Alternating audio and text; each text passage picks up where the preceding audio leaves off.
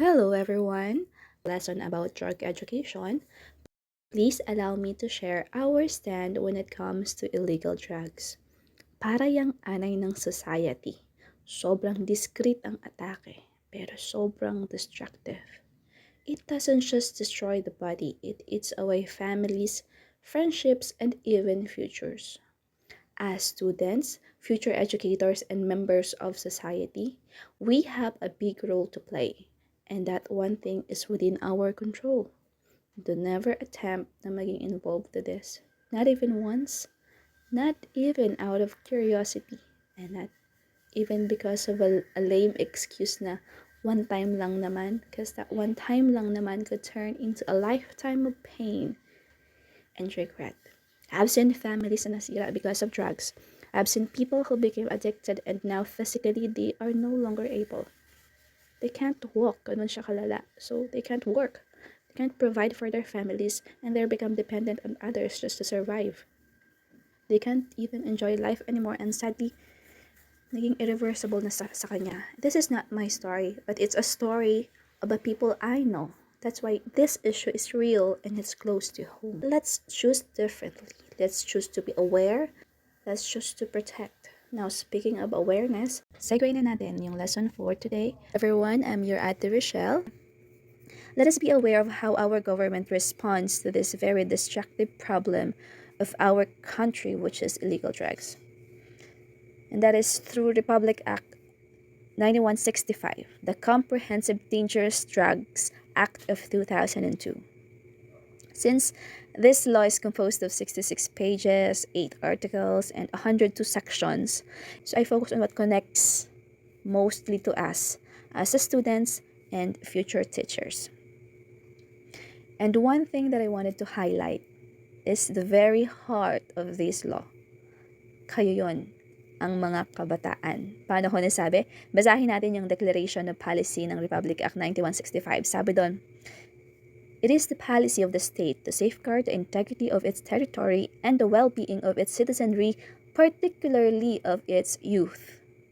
Again, particularly of its youth. Nakaspecify kayo, kayong mga kabataan, from the harmful effects of dangerous drugs on their physical and mental well-being and to defend against acts or omission detrimental to their development and preservation.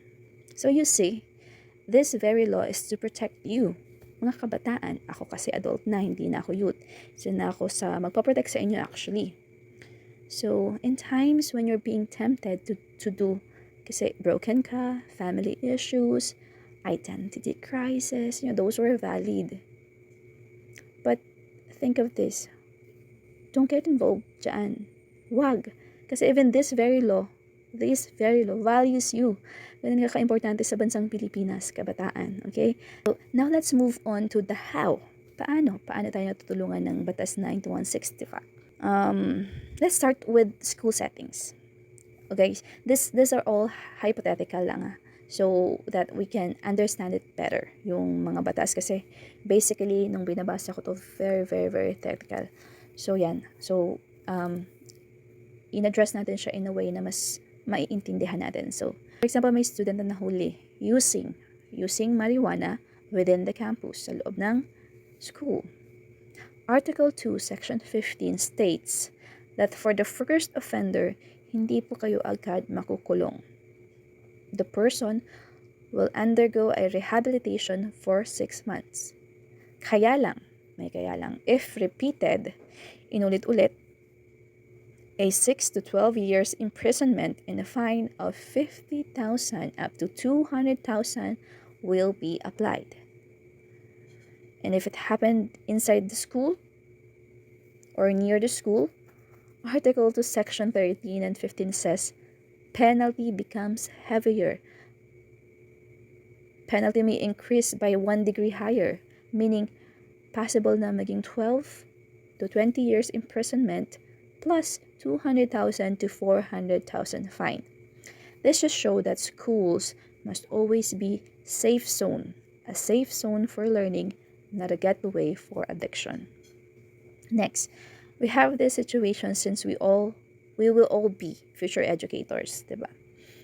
If a teacher or school employee becomes involved in selling or distributing drugs, for example, offering students party pills, that's going to be a violation of Article 2, Section 5, punishable by life imprisonment and a fine of 500,000 up to 10 million pesos. And because it involves a government employee, Republic Act Number 7610, ang Special Protection of Children Against Abuse, Exploitation, and Discrimination Act, says in Section 28 there, the maximum penalty must be given. So, ibig sabihin, the fine would be 10 million agad-agad, wala nang in-between, plus tanggal ka pa sa serbisyo. Ganun kabigat ang penalty. It's a reminder that we are called to protect, not participate. We guide students towards good choices, not temptation.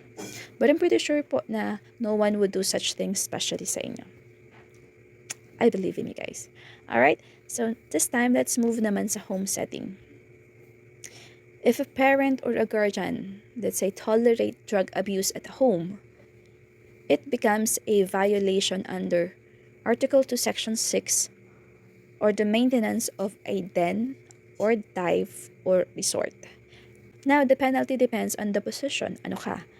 Kung ikaw ay tinatawag na maintainer, or ikaw ay owner or operator ng den, dive, and resort, ang penalty mo would be life imprisonment and a fine of 500,000 up to 10 million.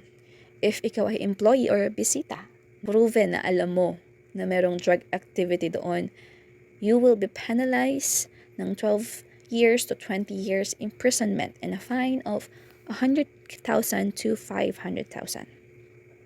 And meron pang minor de edad sa lugar na iyon.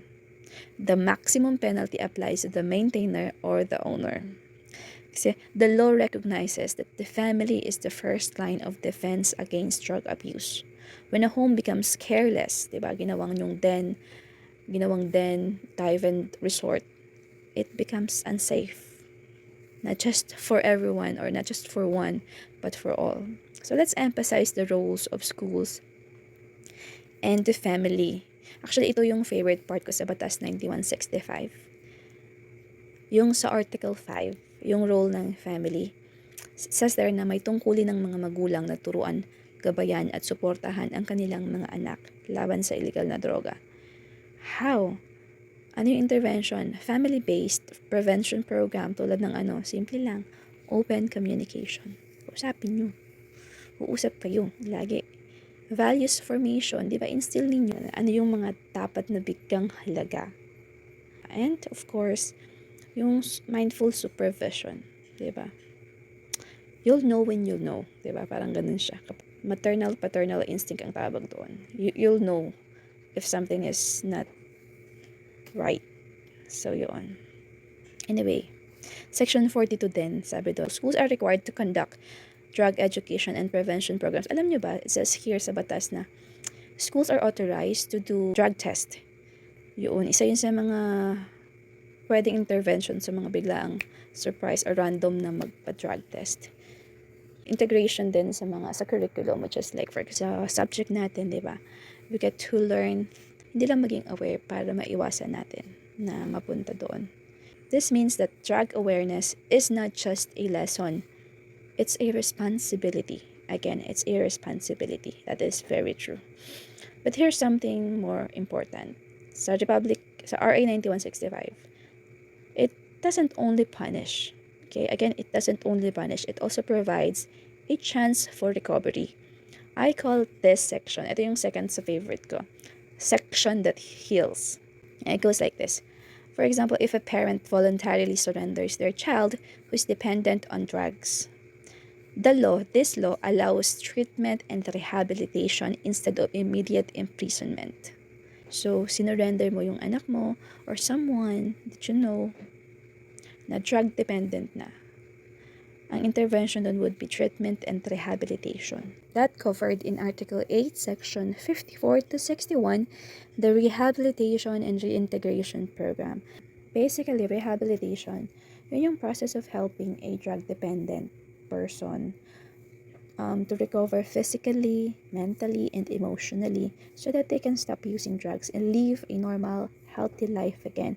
Sometimes, ang mga ginagawa doon would be medical. Hindi siya ini-imprison na. Ang tendency kasi pag namin yung rehab, parang nakakulong. It's not. It's actually parang medical detoxification yung tawag. Nire-remove yung drugs sa body. Meron ding skills and livelihood training, ganun. And of course, family involvement and moral recovery. So, and hindi lang yon, reintegration. Reintegration, ito yung best part ng healing process. Kasi, it's di ba na-heal ka na? Now, reintegration, it's actually rebuilding yung life na yon after recovery na kumonek sa community. Sometimes they go back to school or work, they rebuild relationship with families and friends, they join community programs, ganun. They are given supports like livelihood assistance or counseling. So basically, rehabilitation, it's the healing process. Reintegration is starting again. Starting anew. Parang ganun. And speaking of rehabilitation, we have here in Nueva Ecija, it's called the Mega Drug Abuse Treatment and Rehabilitation Center. Located po siya sa Fort Magsaysay, Palayan City. So, I've been there. Joke lang. Sana napatawa ko si joke ko na yun. Anyway, yeah. I've never been there. And I do not wish to go there. Okay. But I'm grateful na merong ganong rehab. Actually, isa ito sa pinakamalaking rehab dito sa Philippines. It can accommodate thousands of patients and is managed by Department of Health. Okay. So this shows that help exists and that there's still hope for those who are willing to change. Pero minsan, di ba, parang mahihiya ka to go there. Meron naman kasing mga rehab na kung gusto mong maging sekreto. Meron mga private, kaya nga lang yun, may mga bayad. Nung nag-check ako, nasa 10,000 to 100,000 per month. Yung sa mga private, meron sa Cabanatuan, meron sa Pampanga, sa Bulacan, meron din.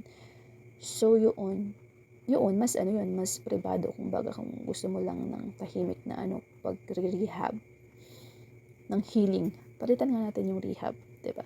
Ng healing. So, you can go there, kaya lang, it's expensive. Anyway, so, to summarize, guys, RA 9165 is not just a law about penalties. It is a call for responsibility, cooperation, and compassion. As a future teacher, may we be voices of prevention, models of discipline, and channels of hope.